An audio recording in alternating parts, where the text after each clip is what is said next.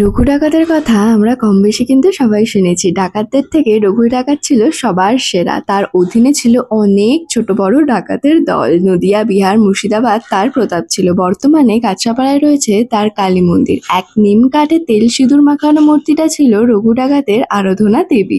মন্দিরের নিচে গোপন পথ করে তিনি পুজো সারতেন। মন্দিরটা কিন্তু তিনিই তৈরি করেছিলেন। ডাকাতরা এখানে পুজো দিত ডাকাতি করতে যাওয়ার আগে। তো সেখানেই চলে গেছিলাম মা আর আমি সকাল সকাল ঘুম থেকে উঠে পুজো দিতে। এখানে কিন্তু কালী মা ছাড়া আরো অনেক কিছুরই মন্দির আছে। এখানে হনুমান মন্দির আছে, আর এখানে দেখো কতগুলো শিব ঠাকুর রাখা। অনেকে শিলাও পুজো করে, তো বড় বড় পাথরগুলোকে এরকম করে রেখে গেছে। আর দেখো মেন শিব ঠাকুরটা হচ্ছে এটাকে, এই শিব ঠাকুরটাকে সবাই দেখলাম বেলপাতা মালা ঠালা পরায়। এই যে কত সুন্দর মন্দিরটা, সকাল সকাল পুজো দিয়ে কিন্তু মনটা খুব ভালো হয়ে যায়। বিশেষ করে যদি আমরা কোনো মন্দিরে যাই, দেখবে সত্যি মনটা খুব ভালো হয়ে যায়। তো আজকের জন্য এটুকুই, দেখা হচ্ছে নেক্সট খুব শীঘ্রই। টেলিভিশনে ভালো থেকো, সুস্থ থেকো, ভালোবাসা মানুষের সাথে